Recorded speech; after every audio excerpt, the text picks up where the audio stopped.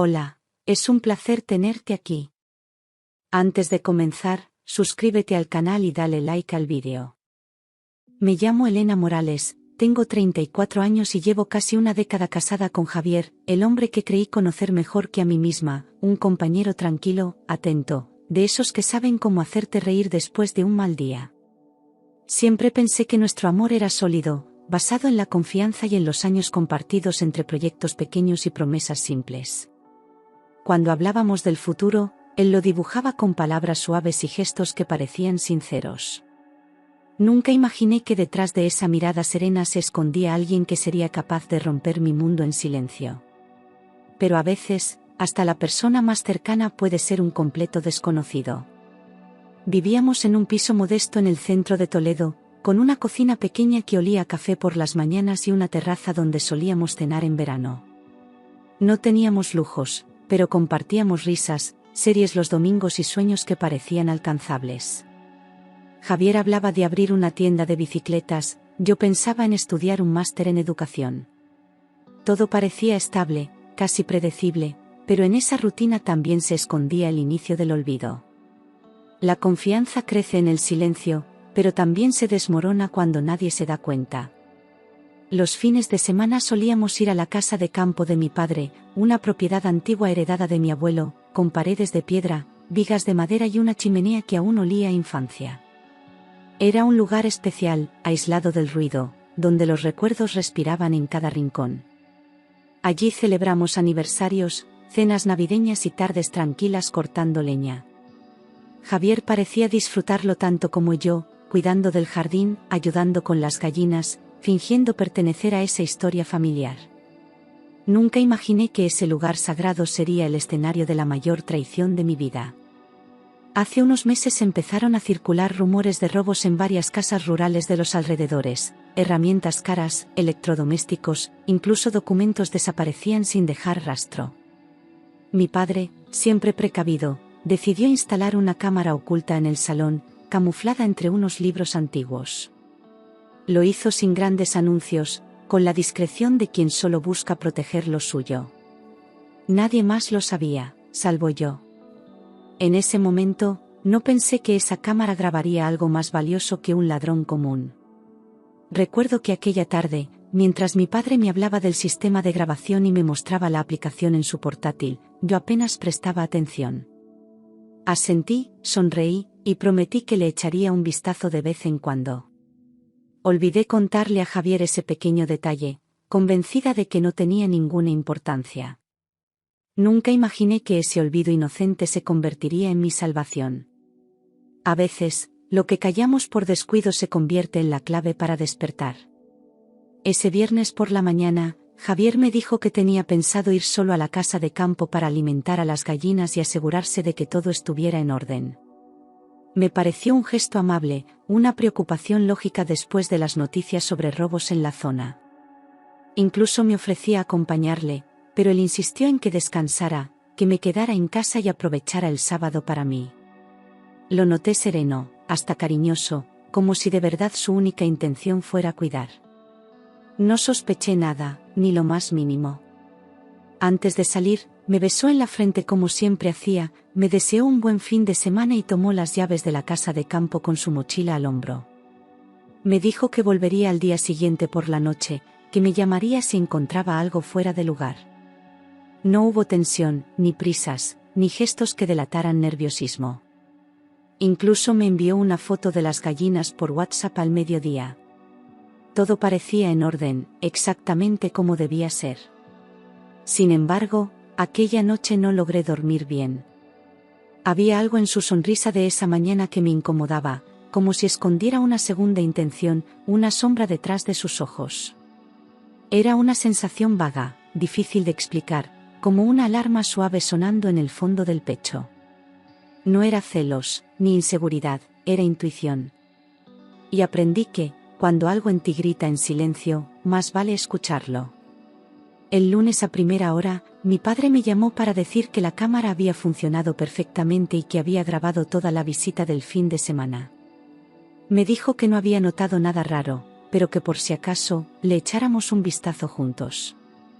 Me pareció exagerado, pero acepté revisar las imágenes desde mi ordenador antes de ir al trabajo. No esperaba encontrar nada interesante, apenas unos minutos de Javier paseando por el salón. Pero la verdad siempre espera paciente. Abrí el archivo por simple curiosidad, sin pensar, sin sospechar, creyendo que sería una formalidad más. Avancé rápido los primeros minutos, reconociendo cada rincón de la casa, cada gesto familiar de Javier sacudiendo las cortinas, abriendo la nevera, moviéndose con total normalidad. Estaba a punto de cerrar la ventana del reproductor cuando algo me obligó a retroceder. Una figura desconocida aparecía a su lado, apenas visible al principio, pero claramente real. Mi corazón se detuvo un segundo antes de empezar a latir con una fuerza que no conocía. Volví al inicio de la grabación y observé con atención cómo el coche de Javier aparcaba frente al porche, justo donde solíamos dejarlo los dos. Todo parecía rutinario, hasta que la puerta del copiloto se abrió y una mujer joven, rubia, de movimientos seguros y sonrisa brillante, descendió junto a él. No era una visita casual, ni un encuentro por trabajo. Ella llevaba una pequeña maleta, como quien va a pasar la noche. La imagen era clara, sin lugar a dudas. Y entonces entendí que estaba a punto de ver cómo se rompía mi vida en pedazos. La mujer bajó del coche con una seguridad que me heló la sangre, vestida con un abrigo claro, gafas oscuras y una sonrisa que no parecía recién descubierta. Javier salió detrás de ella y ni siquiera miró alrededor con cautela. Parecía estar en su casa, cómodo, relajado. Se acercó a ella, dijo algo que no pude escuchar, y entonces ocurrió lo que nunca imaginé, la rodeó con los brazos y la abrazó. No fue un gesto rápido ni torpe, sino un abrazo largo, íntimo, lleno de complicidad. Como si llevaran años repitiendo esa escena en secreto. No era solo un abrazo, era una declaración silenciosa de algo que yo nunca había visto en él, ternura pública, sin miedo, sin esconderse. Javier jamás fue afectuoso en público conmigo, decía que no le gustaban las muestras excesivas, que prefería lo privado. Pero ahí estaba, acariciándole el cabello, apoyando su frente en la de ella, sonriendo como un adolescente enamorado. No sentí celos, sentí vértigo. Era como ver a un actor con otro guión, una versión de mi marido que yo desconocía por completo. Minutos después, en el porche donde tantas veces tomamos café en familia, la besó con una intensidad que me dejó sin aire. No fue un beso furtivo ni torpe, fue apasionado, largo, lleno de deseo. Ella se aferró a su cuello como si fuera suyo, como si ese lugar, esa casa, ese hombre, le pertenecieran. Y él, mi Javier, no se apartó ni un segundo, como si lo prohibido no existiera. Ver eso, ahí, en la casa de mi infancia, fue como recibir una bofetada en el alma. No era solo infidelidad. Era profanación. Javier no me estaba engañando en un hotel anónimo o en un rincón escondido de la ciudad, lo hacía en el lugar más íntimo de mi familia, en ese espacio que representaba historia, raíces, respeto. Sentí que el suelo se abría bajo mis pies, que todo lo que conocía se desmoronaba en un instante. La imagen era tan nítida, tan cruel, que me dolía incluso mirarla. Esa casa ya no era un refugio, se había convertido en un escenario de traición. Entraron en la casa riendo, cogidos de la mano, con una familiaridad que no dejaba lugar a dudas. Javier le mostró la cocina, el salón, el jardín, como si se lo presentara a alguien especial, no como una visita casual.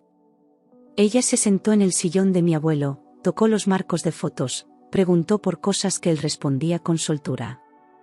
Esa casa no era un escondite improvisado, era su refugio, su nido compartido. Y yo, la esposa legítima, no era más que un estorbo fuera del cuadro.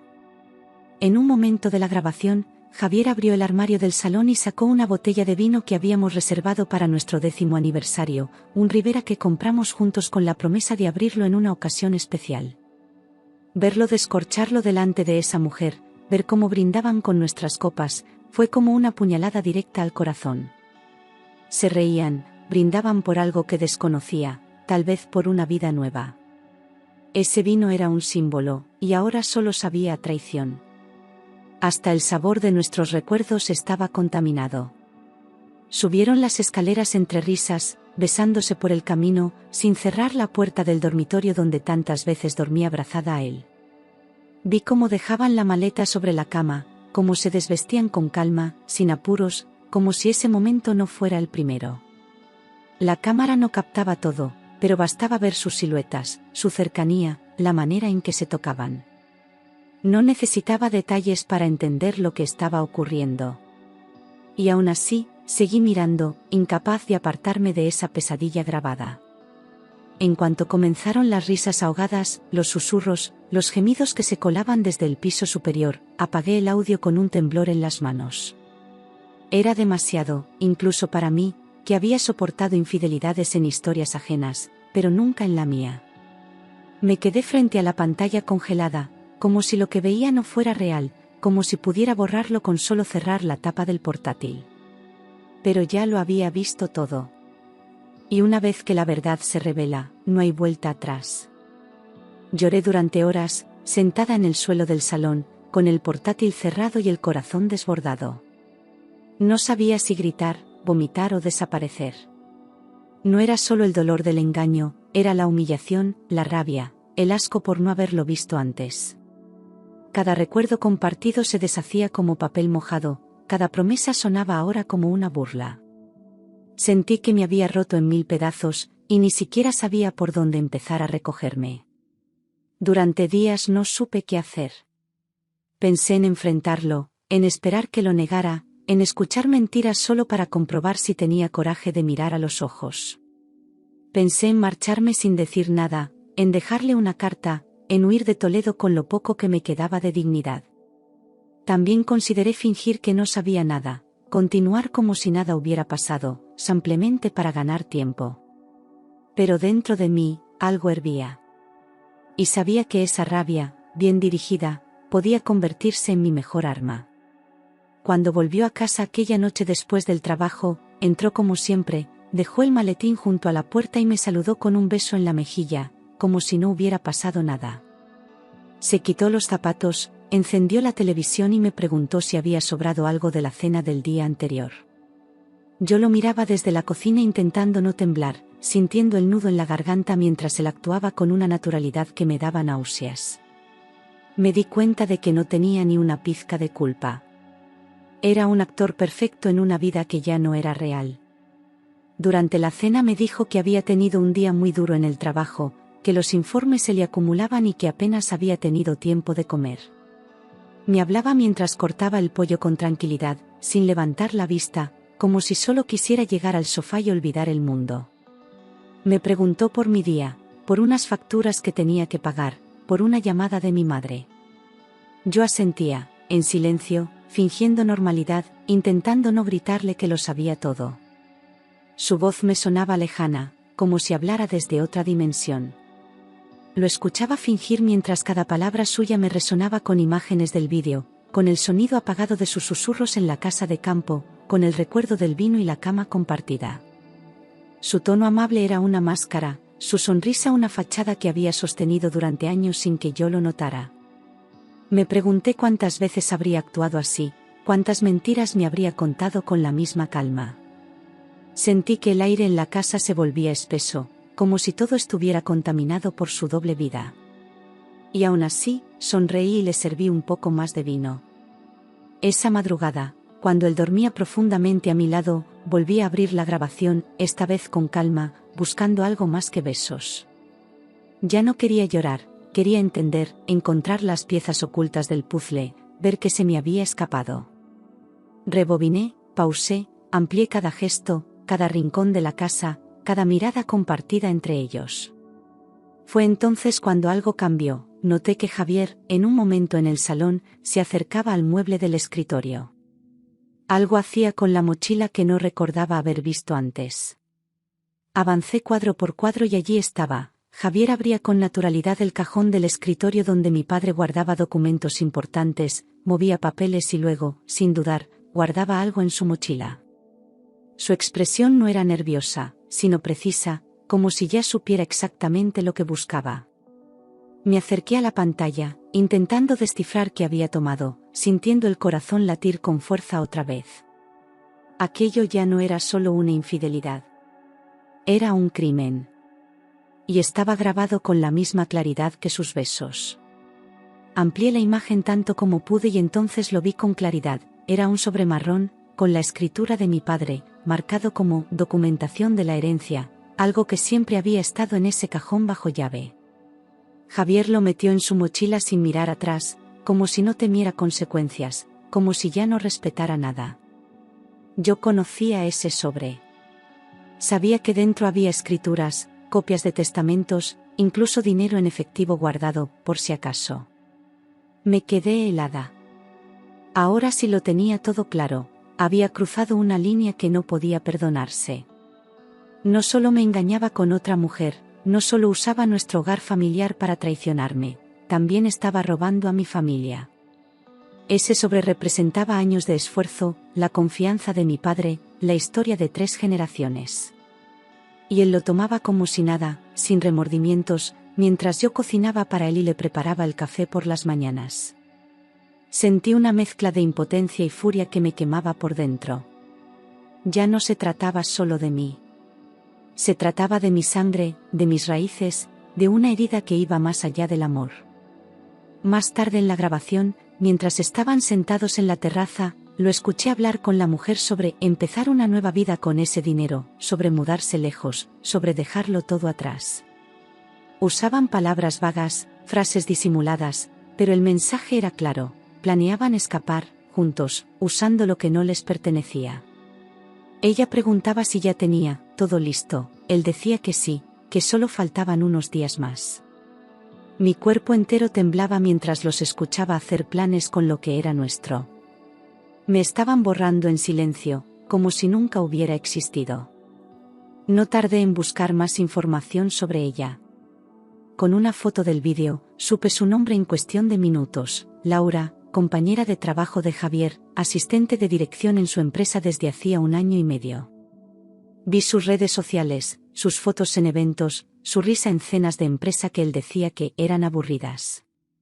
Descubrí que habían coincidido en varios viajes, que compartían mucho más que horas de oficina. Ella no era una aventura. Era parte de un plan frío, detallado y cruel.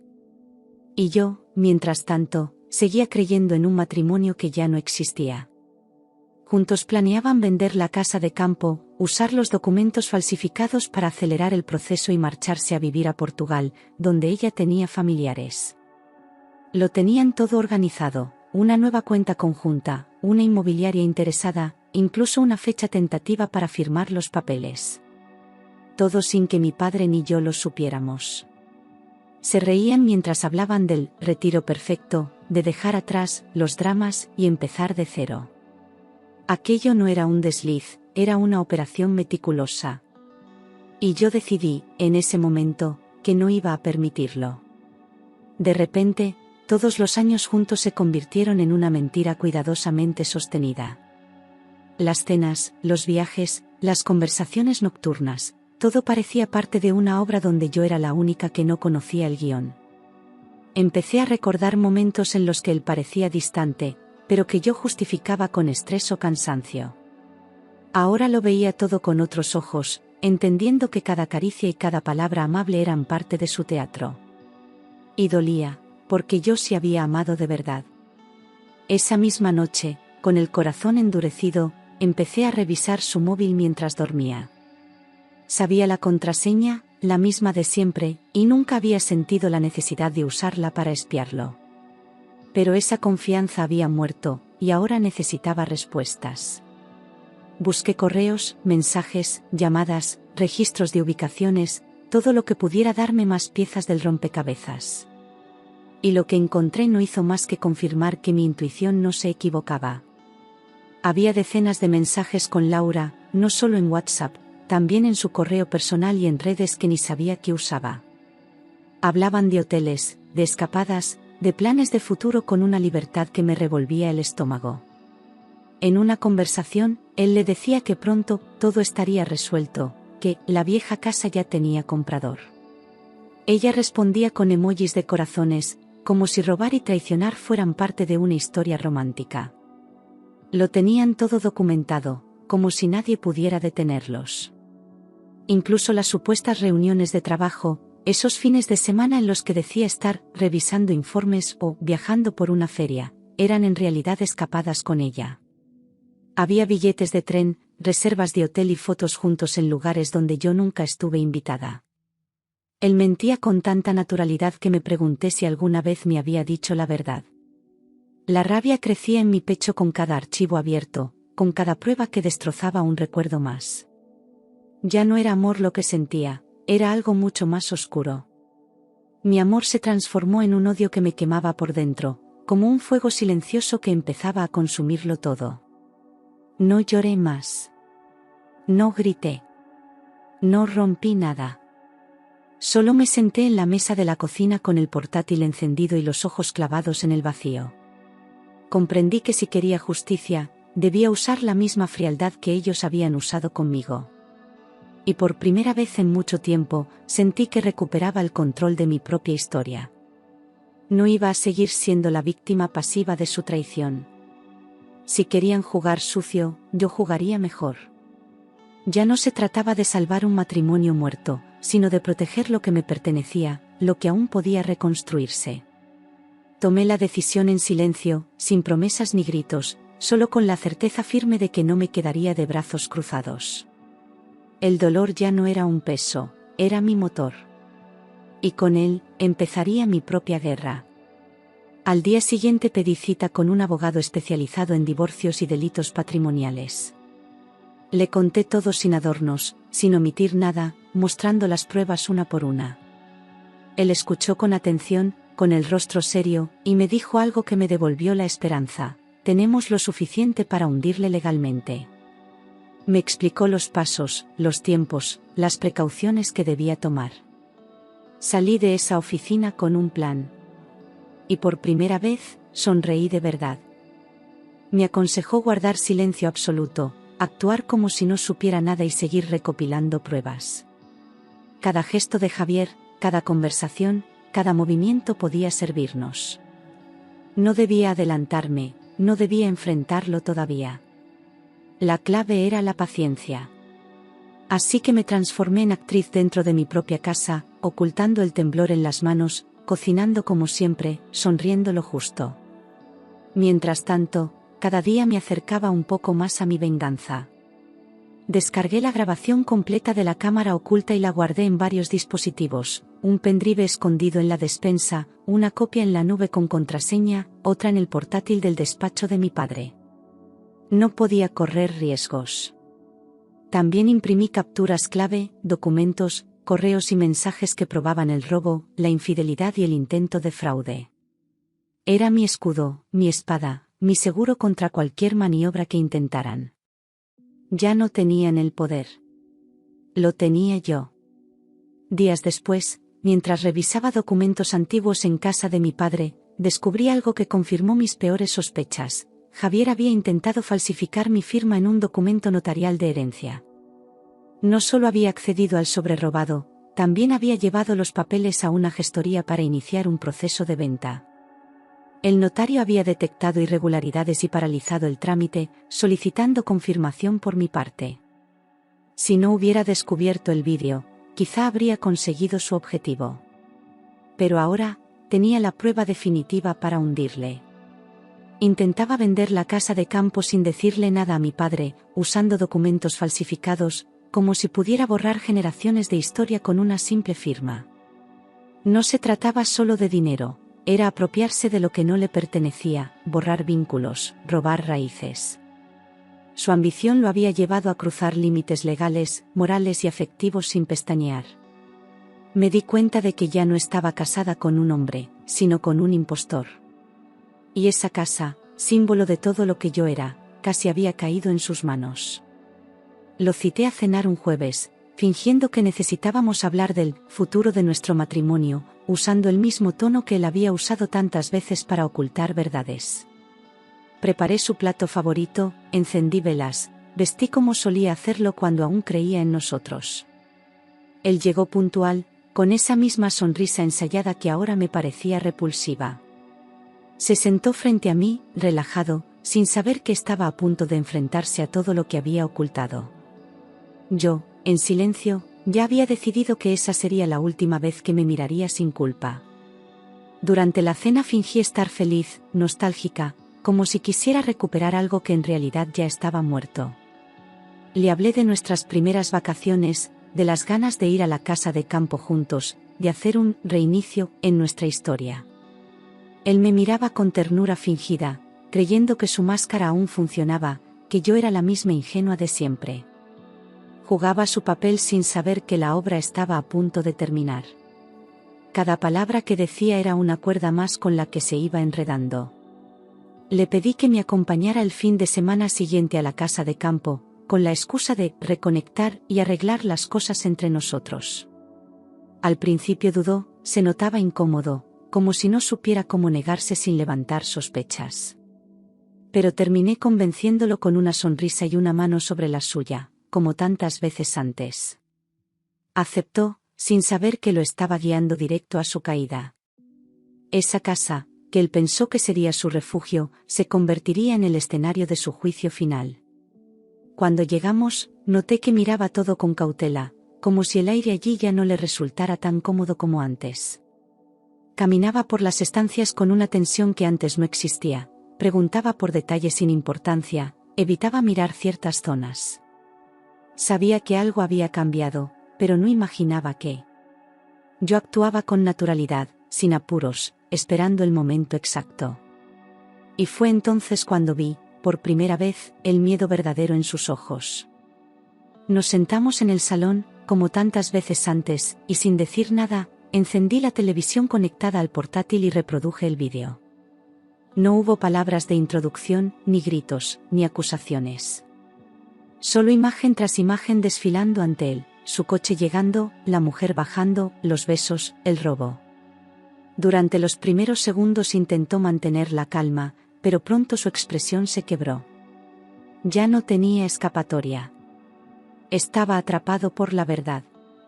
Su rostro se volvió pálido, las manos le temblaban y la boca se le abrió ligeramente, como si quisiera hablar pero no encontrara las palabras. Yo no dije nada. Lo observaba en silencio, dejando que el peso de cada imagen hiciera su trabajo. No había excusas posibles, no había margen para negarlo. El salón, que antes nos acogía con calidez, se había transformado en un tribunal, y él era el único acusado. El silencio entre nosotros era más fuerte que cualquier grito. Intentó negarlo al principio, balbuceando frases sin sentido, culpando al estrés, a la rutina, a una confusión que no engañaba a nadie. Dijo que lo de Laura no significaba nada, que el sobre fue un error, que pensaba devolverlo todo. Yo lo dejé hablar, observar cómo su mundo se derrumbaba con cada mentira mal construida. Cuanto más hablaba, más patético se volvía. La imagen de aquel hombre que una vez amé se deshacía frente a mí, sin dignidad, sin valor. Finalmente se derrumbó. Dijo que lo admitía todo, la relación con Laura, el plan para vender la casa, el robo del sobre, los documentos falsificados. Se justificó diciendo que se sentía vacío, atrapado, que solo quería una nueva vida. Me miró con lágrimas en los ojos, pero yo ya no veía a un hombre arrepentido, solo a alguien que lamentaba haber sido descubierto. Su confesión no me trajo paz. Solo confirmó que yo ya no tenía nada que salvar. Me levanté del sofá, sin gritar, sin llorar, con la tranquilidad de quien ya ha cruzado el dolor más profundo. Le dije que no quería volver a verle jamás, que recogiera sus cosas y se fuera antes del amanecer. No hubo discusión, solo un silencio denso, definitivo. Javier intentó acercarse, pero di un paso atrás, marcando la distancia final entre nosotros. Aquel instante fue mi liberación, por fin había recuperado mi voz. Esa misma mañana, después de verlo marcharse con una bolsa a medio cerrar y la mirada hundida, fui directamente a la Guardia Civil. Llevaba el vídeo, las capturas, los documentos, todo perfectamente clasificado como me indicó el abogado. Expliqué los hechos con serenidad, sin omitir detalles, sin suavizar nada. Me escucharon con atención, tomaron nota, abrieron una investigación formal. Ya no era solo una traición personal, ahora también era un delito. Laura desapareció de su vida en cuanto supo que había una denuncia abierta. Bloqueó su número, borró sus redes y pidió una excedencia en la empresa sin dar explicaciones. Su amor de película se evaporó al primer roce con la justicia. Javier la buscó, la llamó desesperado, pero ella ya no estaba dispuesta a arriesgar su futuro por alguien que ni siquiera pudo proteger su secreto. La soledad fue su primera condena. Semanas después, la empresa donde trabajaba Javier inició una auditoría interna tras recibir la notificación judicial. Descubrieron irregularidades en su gestión, correos comprometedores y el uso indebido de recursos. Fue despedido de forma inmediata, sin indemnización, con el expediente manchado para siempre. Perdió no solo su puesto, sino también el respeto de sus colegas y la reputación que tanto había cuidado. Su caída ya no era privada, era pública y definitiva. En el tribunal, las pruebas fueron contundentes. El vídeo mostraba el robo con claridad, los documentos acreditaban la falsificación y los mensajes revelaban el plan completo. Javier intentó justificar sus actos como un error emocional, pero el juez no mostró compasión. Mi abogado defendió cada hecho con precisión, sin dramatismos, pero con firmeza. Yo asistí a cada sesión sin perder la calma, porque ya no era dolor lo que me movía, sino justicia. Javier fue condenado por fraude, tentativa de apropiación indebida y falsificación de documentos. Recibió una pena de prisión con suspensión condicional, pero con antecedentes penales y la obligación de pagar una multa considerable, además de restituir todo lo robado. El juez fue claro, su conducta no solo había dañado a su familia, sino que atentaba contra la confianza básica en las relaciones personales. La sentencia fue como cerrar una herida con puntos firmes. El proceso de divorcio se resolvió rápido, gracias a las pruebas que lo dejaban sin defensa. El juez me concedió la separación con una indemnización justa por daños morales y patrimoniales, además de la nulidad de cualquier documento que hubiera intentado tramitar a mis espaldas. Salí de aquel despacho con los papeles en la mano y una sensación extraña, no alegría, sino alivio. Ya no era su esposa. Por fin era solo Elena. Mi familia recuperó la casa de campo, los documentos, el dinero y, sobre todo, la tranquilidad. Mi padre, al saber todo lo que había pasado, me abrazó sin decir una palabra, como si entendiera que el dolor no necesitaba más explicaciones. Poco a poco, volvimos a pasar fines de semana allí, arreglando lo que el abandono había deteriorado. El hogar volvió a ser nuestro, libre de mentiras. Y en cada rincón se respiraba la dignidad recuperada. A pesar de todo, dolía recordar el amor que alguna vez sentí. Las noches eran más silenciosas, las rutinas más frías, como si la traición hubiera dejado huecos en los gestos cotidianos.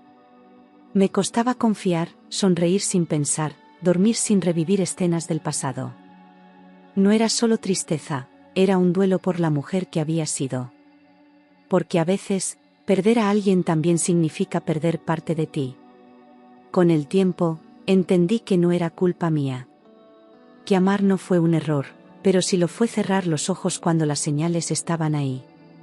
Empecé a caminar más, a escribir en un cuaderno, a hablar sola sin miedo al silencio. Mi terapeuta me ayudó a nombrar el dolor, a soltar la culpa, a recordar quién era antes de Javier. Y poco a poco, con cicatrices, volví a levantarme. Convertí el dolor en fuerza.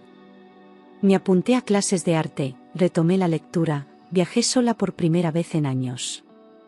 Aprendí a decir no, a poner límites, a reconocer la diferencia entre compañía y dependencia. Ya no buscaba amor para llenar vacíos, sino para compartir lo que ahora era capaz de darme a mí misma. Elena Morales, a los 35, era más fuerte de lo que nunca imaginó ser. Viajé sin rumbo fijo durante semanas, con una mochila ligera y el corazón aún en reconstrucción. Visité ciudades donde nadie me conocía, caminé por calles sin memoria, me senté en cafeterías a leer y simplemente respirar.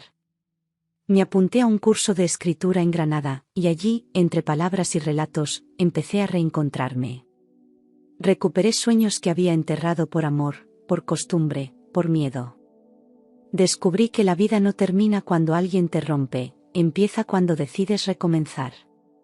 Un año después, en una charla sobre literatura y justicia emocional, conocí a Daniel, un psicólogo que hablaba con calma y escuchaba con los ojos. No buscaba amor, pero su presencia no pedía nada, solo acompañaba.